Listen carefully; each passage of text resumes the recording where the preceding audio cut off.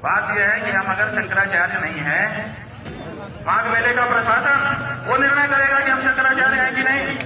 आपको जरूरत है, ये प्रशासन तय करेगा कि हम शंकराचार्य हैं कि नहीं है। मुख्यमंत्री तय करेगा कि भारत का राष्ट्रपति तय करेगा।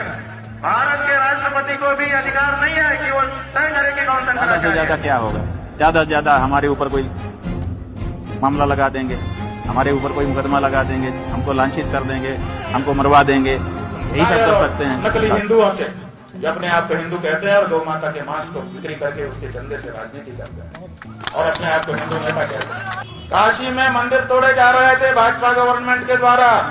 यही योगी जिसको आप लोग साधु संत कहते हो, हम तो हुमायूं का बेटा।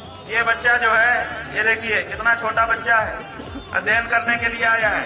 इसको ले जाकर के पीट रहे थे, इसके गले में ये पीला पहचान के लिए दुपट्टा छपा था।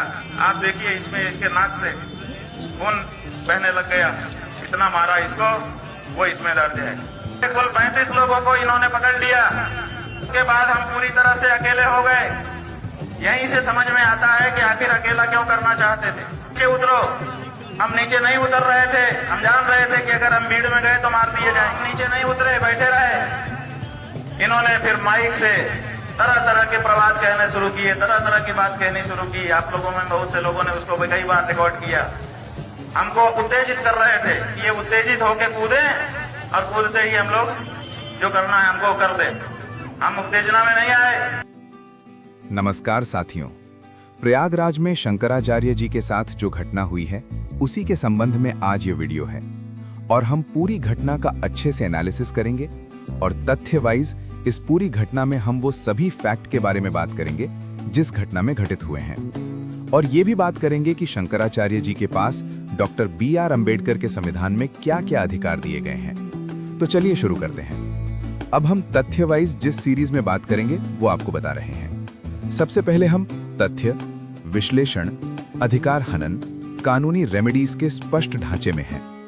संवैधानिक दृष्टि से घटना, अधिकार हनन और कानूनी उपाय।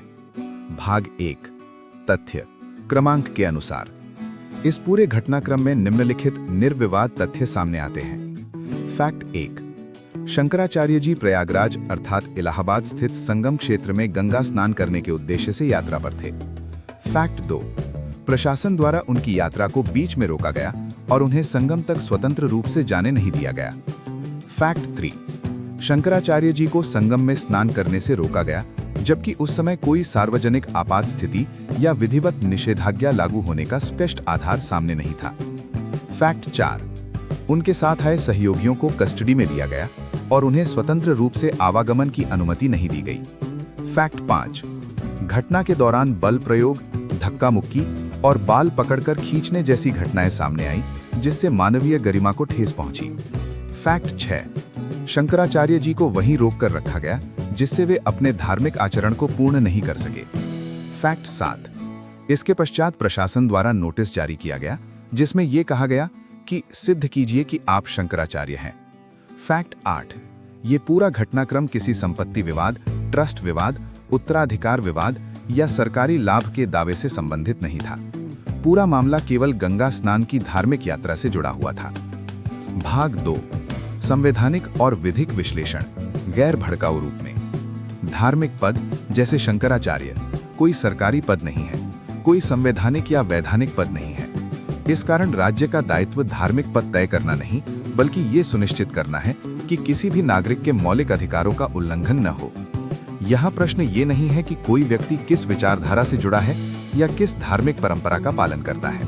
प्रश्न केवल ये है कि क्या किसी व्यक्ति के अधिकारों का हनन हुआ या नहीं। विचार अलग हो सकते हैं पर गरिमा और अधिकार समान होते हैं। भाग 3 किन किन संवैधानिक अधिकारों का हनन हुआ।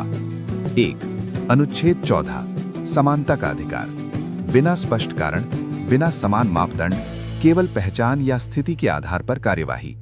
ये मनमानी राज्य कार्यवाही की श्रेणी में आती है। 2, अनुच्छेद 21 जीवन, स्वतंत्रता और गरिमा। बिना अपराध, बिना वैध प्रक्रिया, रोकना, कस्टडी, बल प्रयोग। ये व्यक्तिगत स्वतंत्रता और मानवीय गरिमा का उल्लंघन है। 3, अनुच्छेद 25 धार्मिक स्वतंत्रता। गंगा स्नान एक धार्मिक आचरण है। बिना विधिक प्रतिबंध धार्मिक क्रिया में बाधा। ये धार्मिक स्वतंत्रता के अधिकार से जुड़ा विषय है। 4. अनुच्छेद 19(1)(d) आवागमन की स्वतंत्रता। यात्रा करने, संगम पहुंचने, वहां ठहरने के अधिकार पर बिना वैध आदेश के रोक। भाग 5 शंकराचार्य साबित करो नोटिस। कानूनी स्थिति। राज्य किसी व्यक्ति से उसका धार्मिक पद सिद्ध करने की मांग तभी कर सकता है जब वो पद किसी सरकारी लाभ, कानूनी अधिकार या सार्वजनिक संसाधन के दावे से जुड़ा हो। यहाँ ऐसा कोई दावा नहीं था। यहाँ दावे का मतलब बताते चलें आपको। दावे का मतलब है अपना स्वामित्व, यानी कि अपना मालिकाना हक से है। इसलिए ये नोटिस अधिकार क्षेत्र से बाहर, कानूनी उद्देश्य से असंबंधित और संवैधानिक सीमाओं से परे माना जाता है। भाग 5 शंकराचार्य जी के पास उपलब्ध कानूनी रेमेडीज। रेमेडी 1 उच्च न्यायालय अनुच्छेद 226। मांग की जा सकती है नोटिस को निरस्त किया जाए, पूरी कार्यवाही को असंवैधानिक घोषित किया जाए। रेमेडी 2 व्यक्तिगत स्वतंत्रता की रक्षा। अवैध रोक और कस्टडी पर न्यायिक समीक्षा, भविष्य में ऐसी कार्यवाही न हो इसके लिए निर्देश। रेमेडी 3 गरिमा और अधिकारों की सुरक्षा। ये घोषित कराया जा सकता है कि धार्मिक पद के आधार पर किसी नागरिक के साथ भेदभाव नहीं किया जा सकता। भाग 6 समापन संयमित और स्पष्ट। ये स्पष्ट करना आवश्यक है कि ये संघर्ष किसी व्यक्ति से नहीं, किसी धर्म से नहीं, बल्कि अधिकारों के संरक्षण से जुड़ा हुआ है।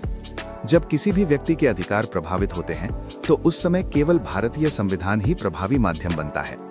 डॉक्टर भीमराव अंबेडकर द्वारा दिया गया संविधान आज भी और आगे भी हर नागरिक की गरिमा, स्वतंत्रता और समानता की रक्षा करता है।